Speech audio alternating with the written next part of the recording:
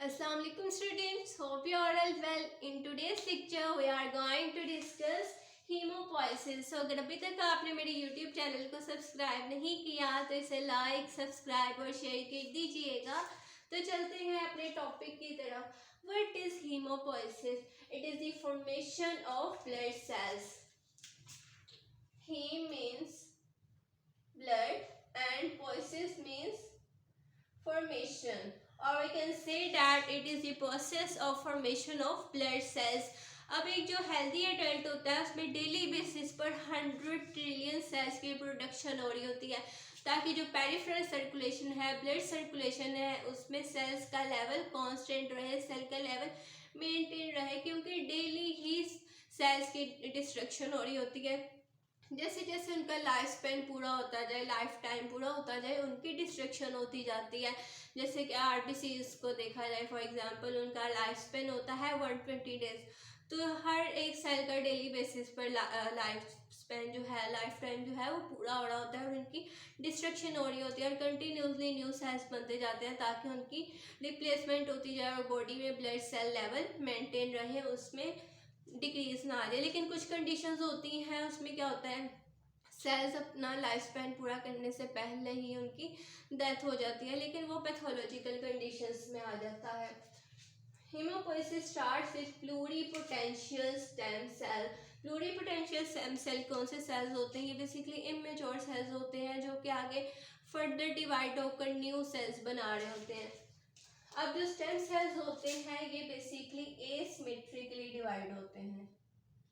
एसिमेट्रिकली means कि इन्होंने divide होकर, तो कुछ जैसे कि देखा जाए एक ग्रुप है स्टेम सेल का, कुछ स्टेम सेल क्या करेंगे, वो डिवाइड होकर अगेन स्टेम सेल बना लेंगे, लेकिन जो बाकी कुछ स्टेम सेल हैं वो डिवाइड होकर क्या करेंगे, न्यू सेल्स बनाएंगे।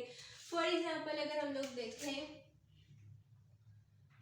ये हमारे पास है 4 स्टेम सेल का ग्रुप, ठीक है। अब इसमें से जो 2 स्टेम सेल है ना, वो डिवाइड होकर अगेन से क्या बना देंगे, स्टेम सेल। लेकिन जो बाकी 2 स्टेम सेल है वो डिफ्रेंशिएट होकर कोई भी सेल बना देंगे, जैसा कि आप कह लें एरिथ्रोब्लास्ट बना देंगे या फिर मेगा कैरियोसाइट बना देंगे।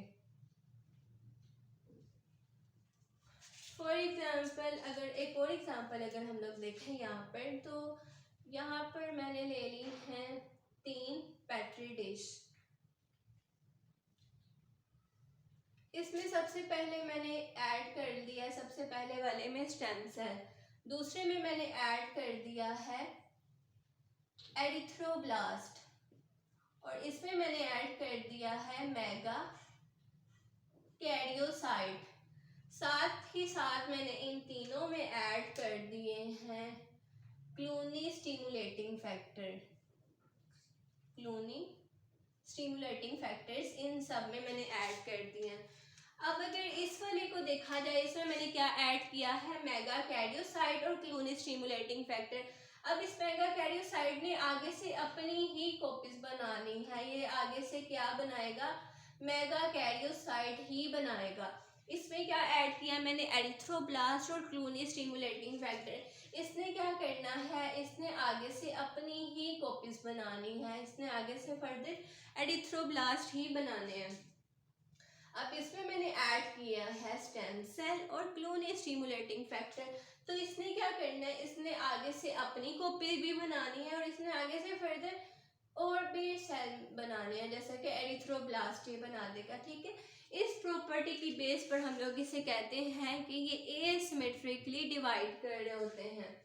सो नेक्स्ट चलते हैं steps in blood formation. First step है फॉर्मेशन एंड मल्टीप्लिकेशन। सेल्स बनेंगे, मल्टीप्लाई करेंगे by the process of mitosis. The next step is maturation. जैसे जैसे सेल्स बनते जाएंगे वो मैचुरेशन की तरफ जाएंगे, उनमें स्ट्रक्चरल और फंक्शनल कैरेक्टरिस्टिक्स डिवेलप होंगी। अब हर सेल का स्ट्रक्चर दूसरे से डिफरेंट होता है, आरबीसी का डिफरेंट होता है, प्लेटलेट्स का डिफरेंट होता है, डब्ल्यूबीसी का डिफरेंट होता है, इवन कि डब्ल्यूबीसी की हर टाइप का स्ट्रक्चर भी डिफरेंट होता है, इवन कि एक आप आरबीसी देखें, वो डिफरेंट डेवलपमेंटल स्टेजेस से गुजरता है, उस इमेच्योर स्टेजेस में उसका स्ट्रक्चर भी डिफरेंट होता है। तो जब ये मेच्योर होता है तो उसकी स्ट्रक्चरल जो करेक्टरिस्टिक्स हैं या उसमें जो उसके अकॉर्डिंग फंक्शंस डेवलप होने हैं तो वो स्टेप में डेवलप होते हैं मैच्योरेशन में। जैसा कि आप देखें डब्ल्यूबीसी का मेन फंक्शन क्या होता है कि उसने बॉडी को डिफेंड करना होता है, कोई इन्फेक्शन हो गया या कोई जर्म बॉडी में एंटर हो गया तो उसने उसके अगेंस्ट फाइट करना है, उसको किल करना है। इसलिए प्लेटलेट्स के भी बहुत सारे फंक्शन है, लेकिन उसका मेन फंक्शन क्या होता है, क्लॉटिंग। इस तरह जो सेल्स होते हैं उनके अकॉर्डिंग उसमें स्पेसिफिक स्ट्रक्चर और फंक्शनल कैरेक्टरिस्टिक्स डेवलप होती जाएंगी। The last step is release of mature cell from marrow into blood stream। जो सेल्स बोन मैरो में मेच्योर होते जाएंगे वो फिर कहाँ पे आते जाएंगे, हमारे ब्लड स्ट्रीम में। Next, sites of blood formation. Dominant sites of hemopoiesis at different stages of development are as follows। अब 3 साइट्स होती हैं ब्लड सेल्स की फॉर्मेशन के लिए, mesoblastic phase, hepatic phase and myeloid phase. सबसे पहले अगर हम लोग देखें मीजोप्लास्टिक फेज को, इसका ड्यूरेशन होता है 0 to 2 months। अब इसमें जो सेल्स बन रहे होते हैं ये बेसिकली बन रहे होते हैं यॉर्क सैक में। अब इसमें जो से सेल बन रहे होते हैं वो सिर्फ बन रहे होते हैं आरबीसीज। मीजोब्लास्टिक फेज में सिर्फ आरबीसीज की प्रोडक्शन होती है। जो आरबीसीज इसमें बन रहे होते हैं वो through out their life span nucleated होते हैं। जो एक मेच्योर आरबीसी होता है उसमें न्यूक्लियस नहीं होता, लेकिन जो इसमें सेल्स बन रहे होंगे यॉर्क सैक में वो मेच्योर होंगे। फॉर एग्जांपल ये हमारे पास है एग सेल, इसमें ये इस तरह से आ गया यॉर्क सैक और यहाँ पर एम्ब्रियो आ गया, ठीक है। तो इस जगह पे सेल्स बनेंगे और इस साइड पर आगे फर्दर मूव होते जाएंगे। बेसिकली जो यॉर्क सैक है इसको हम लोग कह सकते हैं कि प्रीमिटिव साइट है हीमोपोइसिस की, या फिर आप कह लें इसको हम लोग ट्रांसिएंट साइट भी कह सकते हैं हीमोपोइसिस की। नेक्स्ट हम लोग चलते हैं हेपेटिक फेज की तरफ। हेपेटिक फेज स्टार्ट होता है 2 months से 7 months तक जो है ये हमारे पास आ जाता है हेपेटिक फेज, 2 months से लेकर 7 months तक। अब इसमें सेल्स की प्रोडक्शन किस तरह से हो रही होती है, इसमें लीवर में प्रोडक्शन हो रही होती है सेल की, एज वेल एज स्प्लीन में भी इसकी प्रोडक्शन हो रही होती है। लीवर में कौन से सेल्स की प्रोडक्शन होगी, ग्रेन्युलोसाइट की और एरिथ्रोसाइट्स की। इसके अलावा थ्रोम्बोसाइट्स की, मतलब कि प्लेटलेट्स की। इसके अलावा स्प्लीन में हमारे पास कौन से सेल्स की प्रोडक्शन हो रही होगी, लिम्फोसाइट्स की और मोनोसाइट्स की। लीवर में हमने बता दिया आरबीसी, प्लेटलेट्स और ग्रेनुलोसाइट्स। जो डब्ल्यूबीसी की सब टाइप्स हैं ग्रेनुलोसाइट, जैसे कि न्यूट्रोफिल्स, इयोसिनोफिल्स, बेसोफिल्स, इन सब की प्रोडक्शन कहाँ पे हो रही होगी, लीवर में। और स्प्लीन में हमारे पास एक ग्रेनुलोसाइट्स जो कि हैं लिम्फोसाइट्स और मोनोसाइट्स की प्रोडक्शन हो रही होगी। The last phase is myeloid phase. अब इसका ड्यूरेशन होता है 5 months से 9 months तक, और we can say till birth. अब इसमें जो सेल्स बन रहे होते हैं वो बन रहे होते हैं मेनली बोन मैरो में। अब बोन मैरो को भी अगर हम लोग देखें ना तो इसकी फर्दर 2 टाइप्स होती हैं बोन मैरो की। एक हमारे पास आ जाती है एक्टिव बोन मैरो और एक हमारे पास आ जाती है इनएक्टिव बोन मैरो। अब एक्टिव बोन मैरो बेसिकली कौन सी बोन मैरो होती है, रेड बोन मैरो।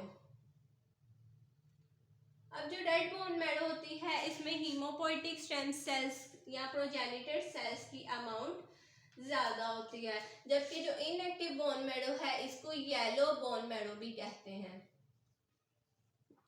अब इसमें जो हीमोपोइटिक स्टेम सेल्स हैं और प्रोजेनिटर सेल्स हैं उसकी अमाउंट बहुत ही कम होती है। आप कह लें 10% इसमें क्या होता है, हीमोपोइटिक स्टेम सेल होते हैं, बाकी इसमें क्या होते हैं, फैट सेल्स 90%। अगर अब हमने यहाँ पे बताया था कि माइलॉइड फेज कहाँ से होता है, 5 मंथ से स्टार्ट होता है और 9 मंथ तक जा रहा होता है। इसमें बोन मैरो में प्रोडक्शन हो रही होती है सेल्स की। अब बर्थ से लेकर प्यूबर्टी तक मीन्स के 17 to 18 ईयर्स ऑफ एज तक सेल्स की प्रोडक्शन कहाँ पर होनी है, बोन मैरो में। जितनी भी हमारी बॉडी की लॉन्ग बोन्स हैं सब में ही सेल्स की प्रोडक्शन होनी है। लेकिन अगर एक्स्ट्रा मेडुलरी रीजन्स में हीमोपोइसिस हो रही है, सेल्स की प्रोडक्शन हो रही है, तो इसको कहा जाएगा एबनॉर्मल। एक्स्ट्रा मेडुलरी रीजन जैसे कि लीवर में, स्प्लीन में या थायमस वगैरह में अगर सेल्स की प्रोडक्शन हो रही है तो इसको पैथोलॉजिकल कंडीशन कंसिडर किया जाएगा। क्योंकि जो हम लोगों ने बताया था हिपैटिक फेज या मीजोब्लास्टिक फेज, इन फेजेस में जो सेल्स की प्रोडक्शन है वो एक्स्ट्रा मेडुलरी रीजन्स में हो रही होती है। लेकिन after birth till puberty cells की प्रोडक्शन बोन मैरो में ही होनी चाहिए। अब after puberty 18 to 20 years of age तक जो हमारी हीमोपोइसिस होती है वो हमारी बॉडी की ऑलमोस्ट सारी लॉन्ग बोन्स में स्टॉप हो जाती है। ये सिर्फ कहाँ कहाँ पर हो रही होती है, सेंट्रल स्केलेटन में। इसके अलावा proximal ends of femur and humerus. 18 years of age तक तो हमारी बॉडी की हर बोन में हो रही होती है, लेकिन फिर ये आहिस्ता आहिस्ता लॉन्ग बोन्स में स्टॉप हो जाती है और सिर्फ इन रीजन्स में होती है। जैसा कि यहाँ पर अगर हम लोग एक ह्यूमन को एज्यूम करें, ठीक है, यहाँ पर हमारी कौन सी बोन होती है, इस जगह पर ह्यूमरस बोन होती है, ठीक है। तो इसके प्रोक्सिमल एंड्स पर हमारे पास सेल्स की प्रोडक्शन होगी, ठीक है। इसके अलावा यहाँ पर हमारे पास फीमर बोन होती है, कहाँ पर, थाई रीजन में, ये बॉडी की लॉन्गेस्ट बोन होती है, ठीक है। इसके अलावा इसके भी प्रोक्सिमल एंड्स पर सेल्स की प्रोडक्शन होनी है। इसके अलावा सेंट्रल स्केलेटन एरिया में भी हीमोपोइसिस होती है। लेकिन अब क्या होता है, इस एज में भी आकर जो हीमोपोइसिस है ना वो मजीद लिमिटेड हो जाती है। जो हमारी बोन मैरो है, इस तरह से जो हमारी बोन मैरो है वो 50% एक्टिव होती है और 50% इनएक्टिव होती है। मतलब कि इसमें 50% रेड बोन मैरो होती है और 50% येलो बोन मैरो होती है। लेकिन अगर बॉडी को नीड है, रेड बोन मैरो जो है वो according to body requirement cells की प्रोडक्शन नहीं कर रही, तो ग्रेजुअली क्या होगा, जो येलो बोन मैरो है वो अपने आप को रिप्लेस कर देगी रेड बोन मैरो के साथ और फर्दर सेल्स की प्रोडक्शन करना स्टार्ट कर देगी। So that's all about today's lecture. Hope so you have understood this lecture. If you have any query और question you can ask me on Instagram or in comment section. Instagram ID is attached in description box of my YouTube channel. So अगर अभी तक आपने मेरे YouTube channel को subscribe नहीं किया तो इसे लाइक, सब्सक्राइब और शेयर कर दीजिएगा। थैंक यू ऑल, जज़ाकल्लाह।